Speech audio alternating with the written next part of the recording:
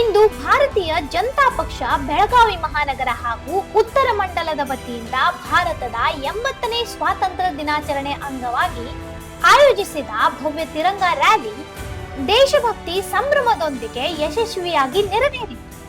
ಧರ್ಮವೀರ್ ಸಂಭಾಜಿ ವೃತ್ತದಿಂದ Kaveri cold drinks ವರೆಗೆ ಸಾಗಿದ ರ್ಯಾಲಿಯಲ್ಲಿ ನೂರಾರು ದೇಶಭಕ್ತರು ತ್ರಿವರ್ಣ ಧ್ವಜವನ್ನು ಹಿಡಿದು ಉತ್ಸಾಹದಿಂದ ಹೆಜ್ಜೆ ಹಾಕಿದ್ರು.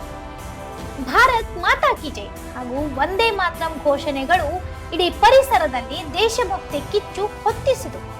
ರ್ಯಾಲಿಯಲ್ಲಿ ಭಾಗವಹಿಸಿದ ಕಾರ್ಯಕ್ರಮಕ್ಕೆ ಶಕ್ತಿ ತುಂಬಿದ ಸೈನಿಕರು, ವಿದ್ಯಾರ್ಥಿಗಳು, ಪಕ್ಷದ ಮುಖಂಡರು, ಪದಾಧಿಕಾರಿಗಳು, ಕಾರ್ಯಕರ್ತರು, ಯುವಕರು, ಮಹಿಳೆಯರು, ಹಿರಿಯರು ಹಾಗೂ ಸಮಸ್ತ ನಾಗರಿಕರಿಗೆ ಹೃದಯಪೂರ್ವಕ ಧನ್ಯವಾದಗಳು.